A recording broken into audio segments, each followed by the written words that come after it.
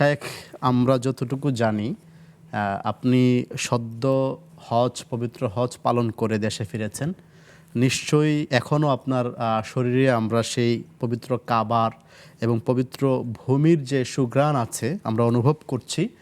এবং হজ থেকে ফিরে এসে মানুষ কিভাবে তার জীবনটা পরিচালিত করবে, আপনার এই বিষয়ে দীর্ঘ অভিজ্ঞতা আছে, বিশেষ করে হজ সংক্রান্ত বিষয়ে। তো সেই আলোকে যদি আলোচনা শুরু করতেন। আলহামদুলিল্লাহি রাব্বিল আলামিন ওয়াসসালাতু ওয়াসসালামু আলা রাসূলিল আমিন ওয়া আলা আলিহি ওয়া আসহাবিহি আজমাইন ওয়া মান তাবিআহুম বিইহসানিন ওয়া ঈমানিন ইলা ইয়াউমিদ্দিন। দেখুন, আসলে হাজীকে যিনি হজ করে আসেন তিনি হাজী। রাসূল করিম সাল্লাল্লাহু আলাইহি ওয়াসাল্লাম তিনটি মাধ্যমের কথা বলেছেন, যে মাধ্যমগুলিতে মানুষের জীবন পরিবর্তন হয়। একজন মানুষ গরিব ছিল, সে ধনী হয়েছে, এটা একটি পরিবর্তন। একজন মানুষ শিক্ষাহীন ছিল, শিক্ষার আলো তার মাঝে এসেছে, এটা একটা পরিবর্তন। কিন্তু রাসূলুল্লাহ সাল্লাল্লাহু আলাইহি ওয়াসাল্লাম বলেছেন তিনটি মাধ্যম আছে যার মাধ্যমে একটি মানুষের অতীত পরিবর্তন হয়ে যায়। তার মধ্যে একটি হলো আল হিজরা।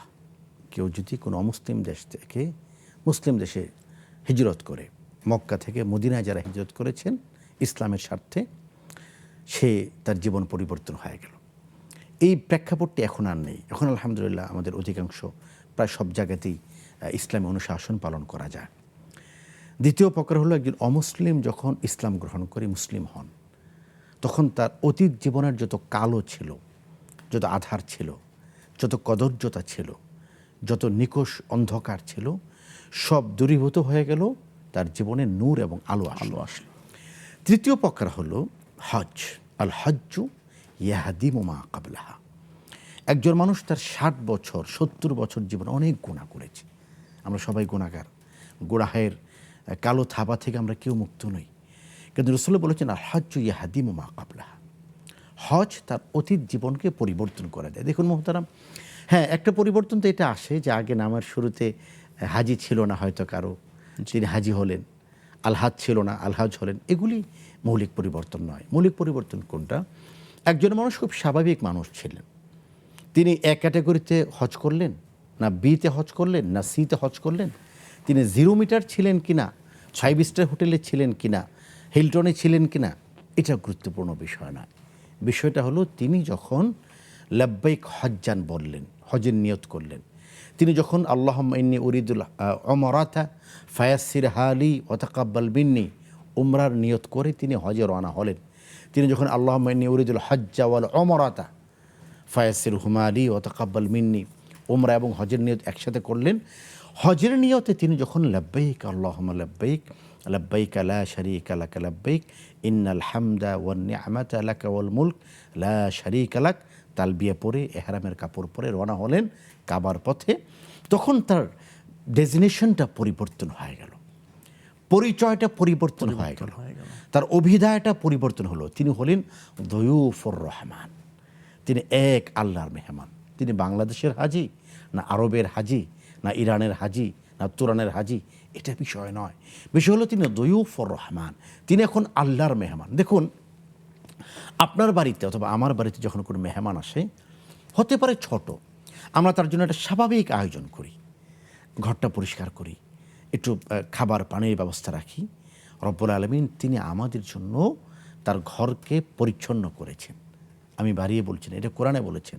আল্লাহ তাআলা বলেছেন তাহহিরা বাইতি লিত্তাইফিনা ওয়াল আকিফিনা ওয়ার রুকআইস সুজুদ। নবী ইব্রাহিম আলাইহিস সালাতু ওয়াস সালাম, যিনি 4500 নবীদের পিতা, আমাদের জাতির পিতা, মিল্লাত আবিকুম ইব্রাহিম হুয়া সাম্মাকুমুল মুসলিমিন, সেই নবী ইব্রাহিম আলাইহিস সালাতু ওয়াস সালামকে, যিনি মক্কার স্থপতি, নির্মাতা, মক্কার সূচনা হয়েছে যার হাতের মাধ্যমে, তাকে রব্বুল আলামিন বলেছেন তাহহিরা বাইতি লিত্তাইফিনা ওয়াল আকিফিনা ওয়ার রুকআইস সুজুদ।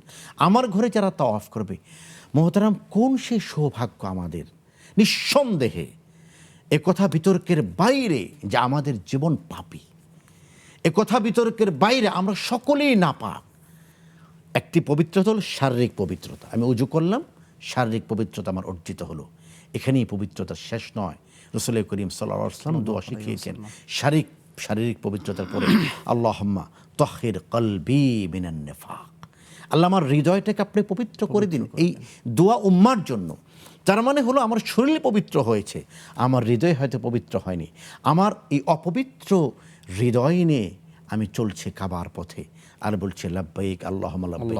রব্বুল আলামিন হৃদয় অপবিত্র থাকার পরেও আমাকে দয়ুফুর রহমানের মহান সৌভাগ্য দান করেছেন। সুতরাং বোঝা উচিত কখনোই কোনোভাবেই হজের আগের জীবন এবং হজের পরবর্তী জীবন এক নয়।